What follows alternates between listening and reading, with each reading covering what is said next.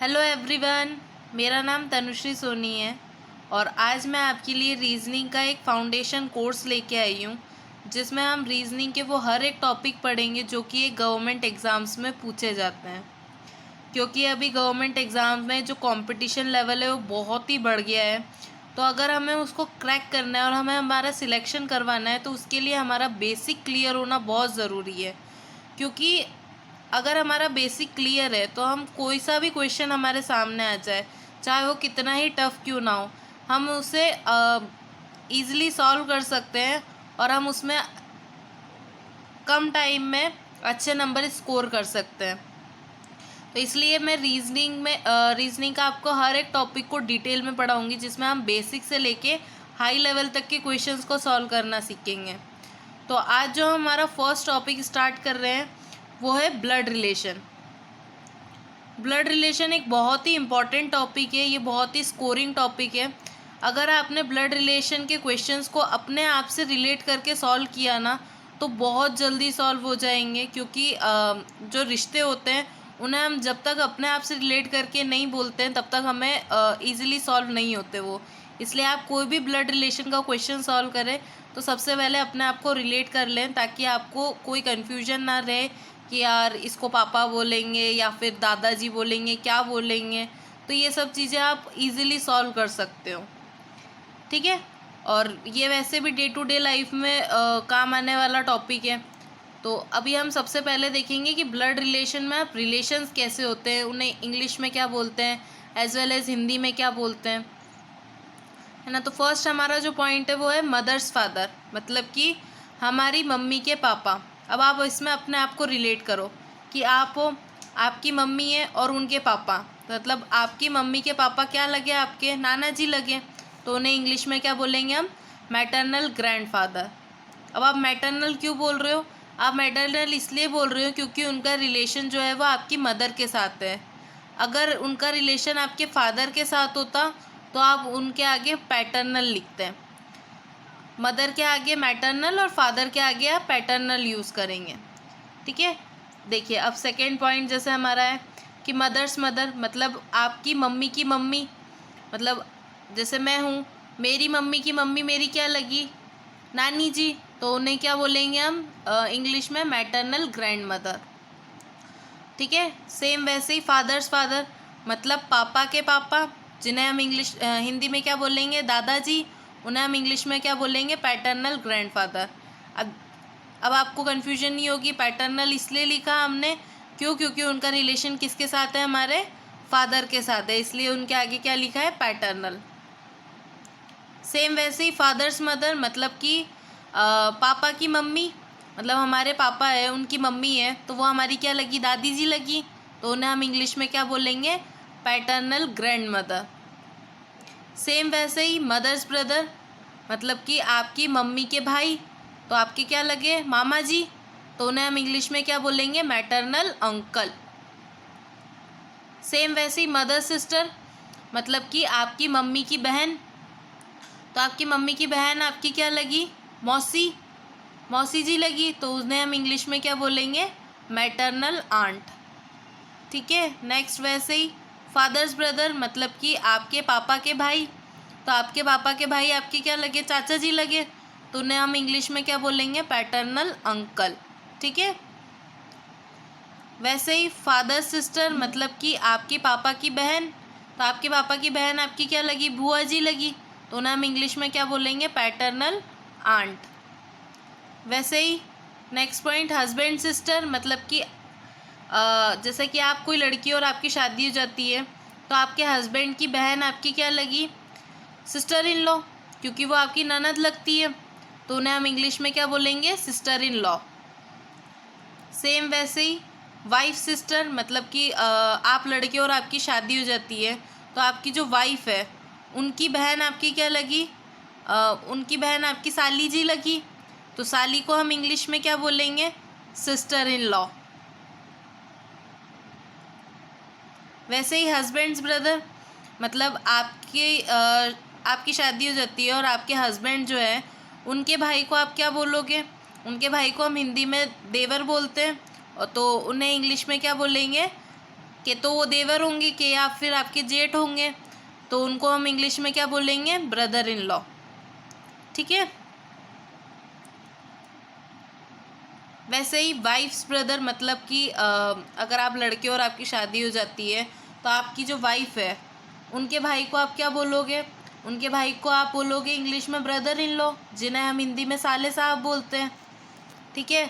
वैसे ही next point हमारा क्या बनता है? हस्बैंड या फिर वाइफ्स फादर। मतलब कि अगर आप लड़के और आपकी शादी हो जाती है तो आपकी जो वाइफ है उनके फादर को आप क्या बोलोगे? उनके फादर को आप बोलोगे इंग्लिश में फादर इन लॉ, जिन्हें हम हिंदी में ससुर जी बोलते हैं। वैसे ही सेम अगर आप लड़की और आपकी शादी हो जाती है और आप अपने हस्बैंड के फादर को मतलब आपके हस्बैंड के पापा को क्या बोलोगे? तो आप फादर इन लॉ ही बोलोगे, क्योंकि वो आपके भी ससुर जी लगे, है ना। वैसे ही हस्बैंड या फिर वाइफ्स मदर, सेम वैसे ही है कि अगर आप हस्बैंड हो या फिर आप वाइफ हो, है ना। जैसे कि आप लड़के हो तो आपकी शादी हो जाती है तो आप अपनी वाइफ की मम्मी को क्या बोलोगे? उन्हें मदर इन लॉ बोलोगे, सासू जी। या फिर आप लड़की और आपकी शादी हो जाती है तो आप अपने हस्बैंड की मदर को क्या बोलोगे? मदर इन लॉ ही बोलोगे, जिन्हें हम हिंदी में सासू जी बोलते हैं। ठीक है। तो हस्बैंड हो चाहे वाइफ हो, उनके फादर को आप क्या बोलोगे? Father in law. चाहे हस्बैंड या फिर वाइफ हो, उनकी मदर को आप क्या बोलोगे? Mother in law. वैसे ही डॉटर्स हस्बैंड मतलब कि आपकी बेटी, है ना, और उनके हस्बैंड मतलब आपकी बेटी का पति आपका क्या लगा? दामाद जी लगे, तो आप दामाद जी को इंग्लिश में क्या बोलोगे? सन इन लॉ। वैसे ही सन्स वाइफ मतलब कि आपकी बेटी की आपके बेटे की वाइफ जो है मतलब आपके बेटी की जो वाइफ है उन्हें आप क्या बोलोगे? उन्हें आप इंग्लिश में डॉटर इन लॉ बोलोगे, क्योंकि वो आप हिंदी में उन्हें क्या बोलते हो? बहू बोलते हो, तो उसे आप इंग्लिश में क्या बोलोगे? Daughter in law. ठीक है। वैसे ही ब्रदर्स वाइफ, अगर आपका कोई बड़ा भाई हो या फिर छोटा भाई हो जिसकी शादी हो जाती है तो उसकी वाइफ को आप क्या बोलोगे? Sister in law. ठीक है। वैसे ही सेम सिस्टर्स हस्बैंड मतलब आपकी कोई बड़ी बहन हो या छोटी बहन हो, उसकी शादी हो जाती है तो उसके हस्बैंड को आप क्या बोलोगे? उसके हस्बैंड को हम क्या बोलेंगे? इंग्लिश में ब्रदर इन लॉ बोलेंगे। वैसे ही ब्रदर या फिर सिस्टर्स डॉटर मतलब आपके भाई की या फिर बहन की कोई बेटी है तो आप उसे क्या बोलोगे? नीज बोलोगे, क्योंकि हम हिंदी में उसे क्या बोलते हैं? भांजी या फिर भतीजी, तो उसे इंग्लिश में क्या बोलते हैं? नीज बोलते हैं।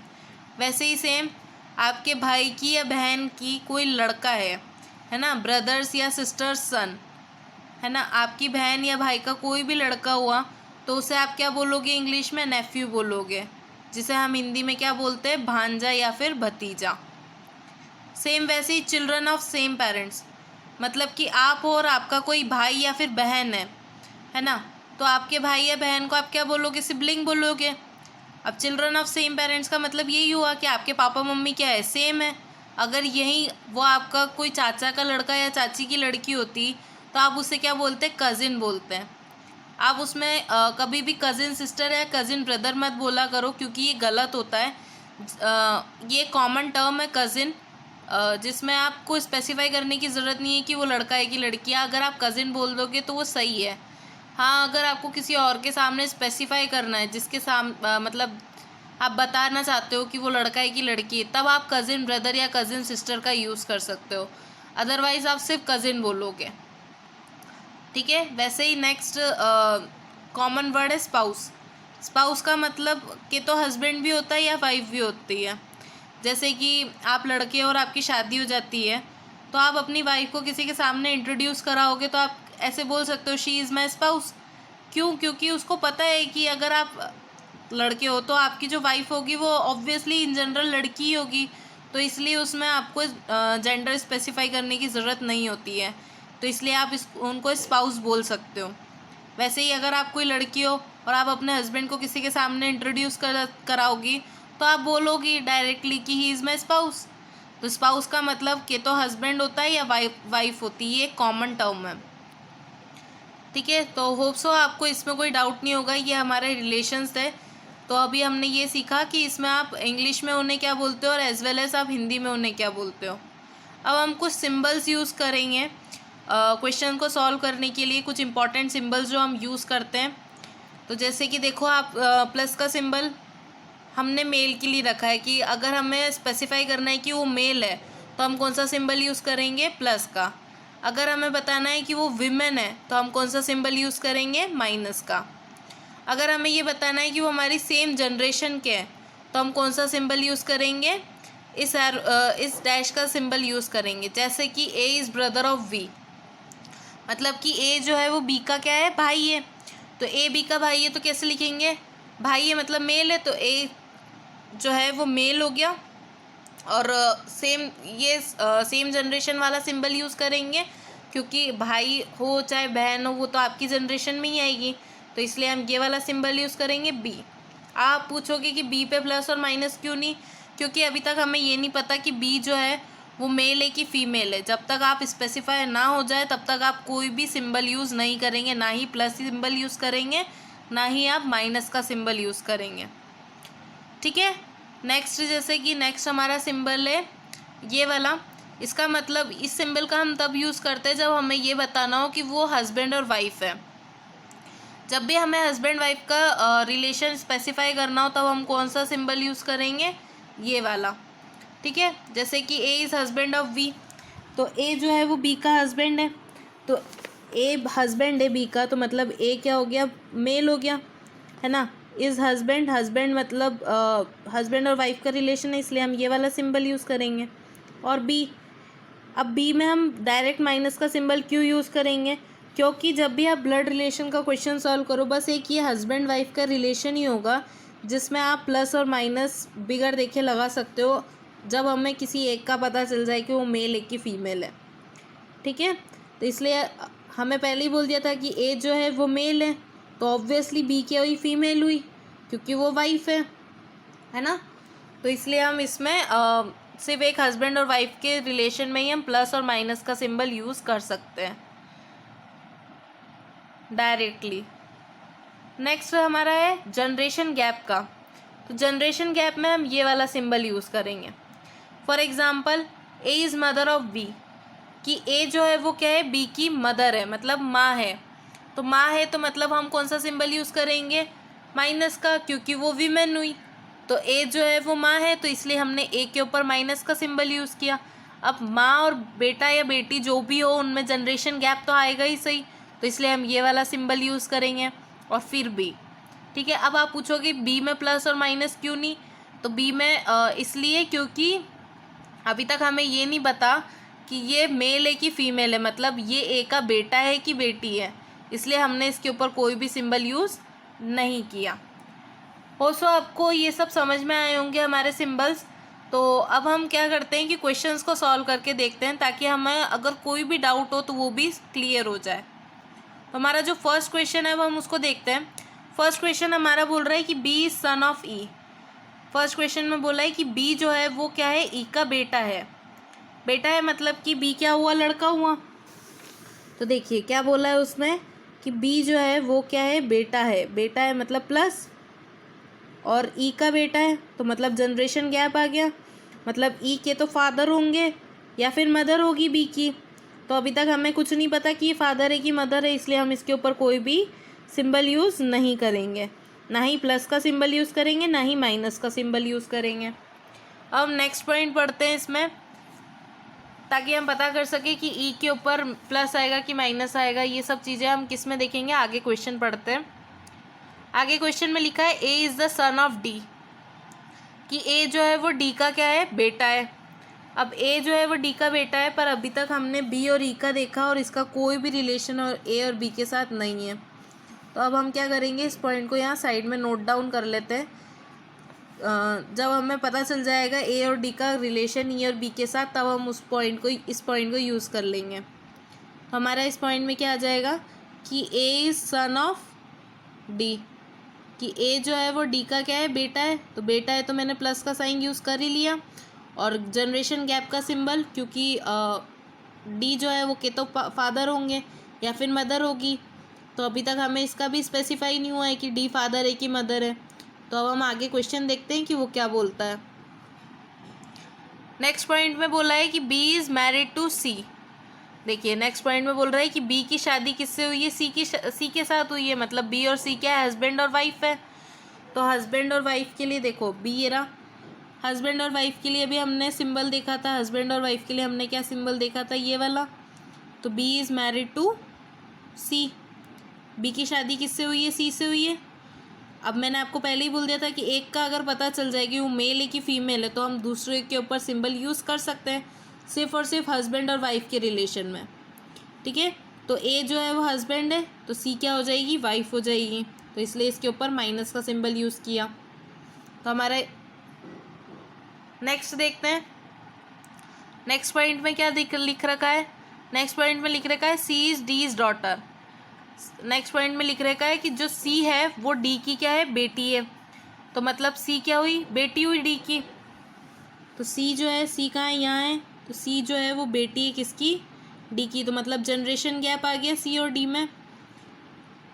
तो डी के तो फादर होंगे या फिर मदर होगी, है ना। तो सी इज़ डॉटर ऑफ डी, ये हमने लिख लिया।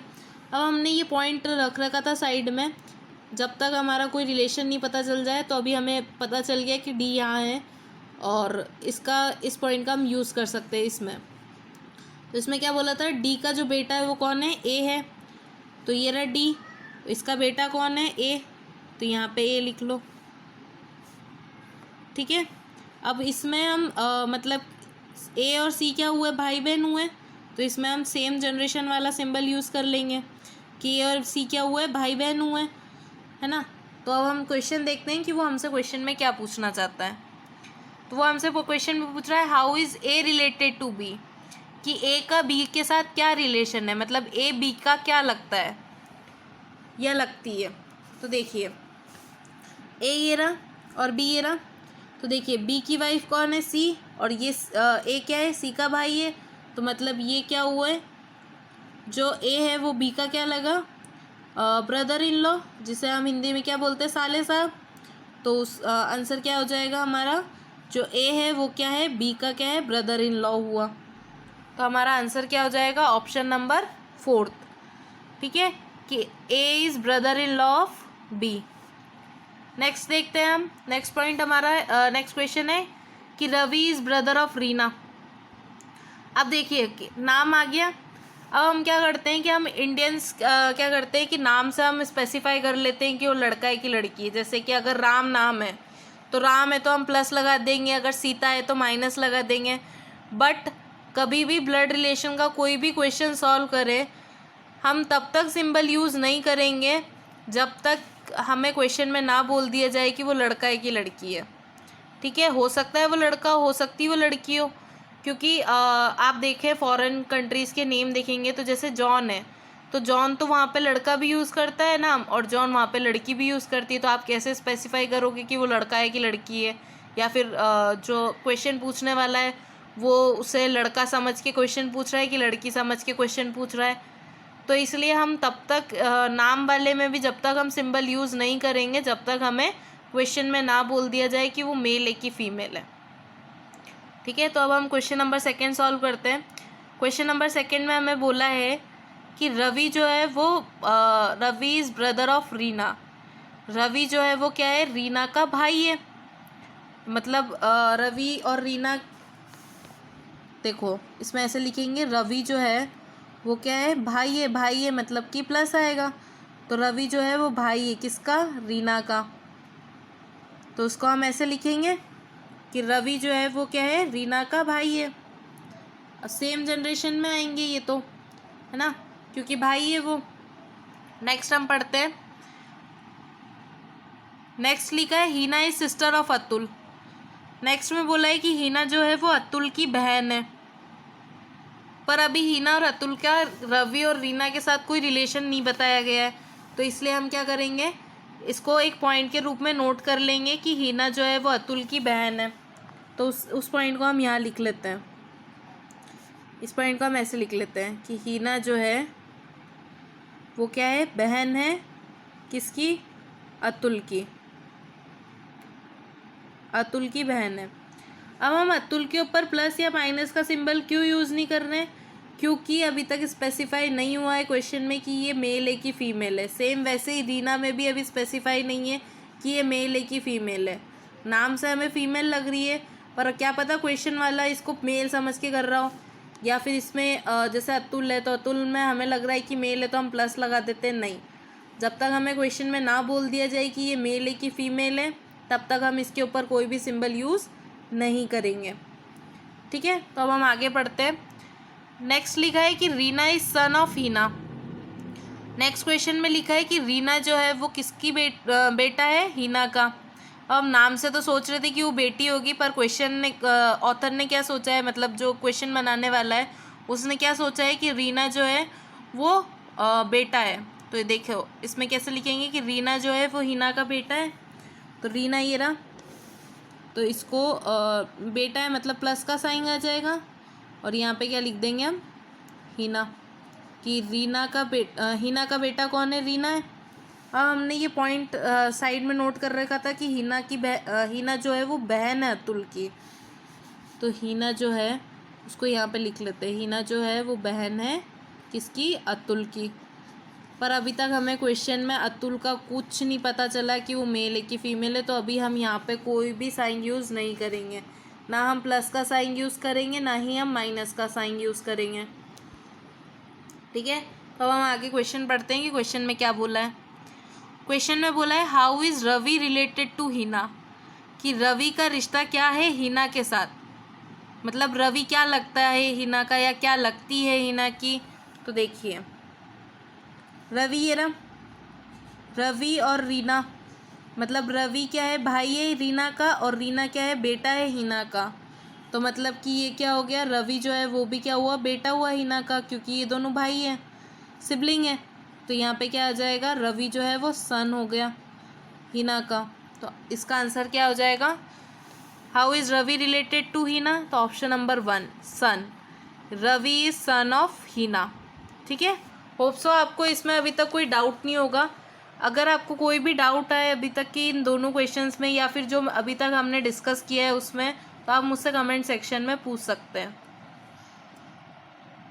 मैं आपको इसमें ही एक क्वेश्चन और करवाऊंगी, उसके बाद जो एक क्वेश्चन है वो आपके लिए होमवर्क रहेगा, ताकि आप प्रैक्टिस कर सकें। अगर आपको उस क्वेश्चन में कोई भी डाउट आता है तो आप मुझसे पूछ सकते हैं। ठीक है, तो ये हमारा जो थर्ड क्वेश्चन है ये हम सॉल्व करते हैं। आज हम बेसिक सीख रहे हैं, कल हम इससे थोड़ा और अच्छे वाले क्वेश्चन सॉल्व करेंगे। ठीक है, तो हमारा जो थर्ड क्वेश्चन है वो है अ फैमिली हैज़ 6 मेंबर्स, कि एक फैमिली के 6 मेंबर्स हैं, है ना, ABCDEF, जो कि एक साथ घूम रहे हैं। तो उसमें अब हमारा क्वेश्चन स्टार्ट कर रहा है वो कि B is the son of C। इसमें बोला है कि B जो है वो किसका बेटा है? C का। तो B बेटा है मतलब मेल है, तो उसको कैसे लिखोगे आप? कि B इज़ सन मतलब बेटा है, B जो है वो बेटा है किसका? C का। अब C के ऊपर अभी प्लस आएगा कि माइनस, मतलब C फादर है B के कि मदर है B के, ये अभी हमें नहीं पता। जैसे ही हमें पता चल जाएगा तो हम यहाँ पे क्या करेंगे? सिंबल यूज़ कर लेंगे प्लस का या फिर माइनस का। अगर फादर हुए तो प्लस यूज़ कर लेंगे, मदर हुई तो यहाँ पे क्या यूज़ करेंगे? माइनस। ठीक है, तो अब हम आगे देखते हैं क्वेश्चन में क्या बोल रहा है।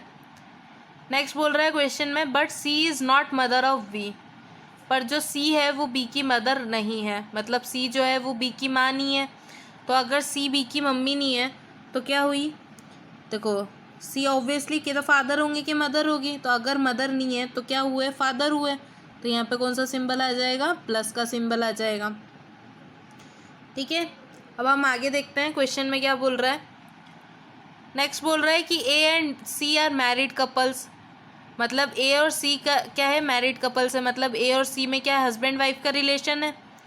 तो A और C में हस्बैंड वाइफ का रिलेशन है, तो C ये रहे। तो हस्बैंड वाइफ के रिलेशन के लिए मैं अभी हमने सिंबल पढ़ा था वो ये था कि C जो है वो हस्बैंड है किसका? A का। तो C अगर हस्बैंड है तो A क्या हो गई? वाइफ हुई। तो A के ऊपर हम कौन सा साइन लगा देंगे? माइनस का। हो सो अभी तक आपको कोई डाउट नहीं होगा, क्योंकि मैंने आपको ये बता ही दिया है कि हमने प्लस और माइनस एकदम से कैसे यूज़ किया है इसमें।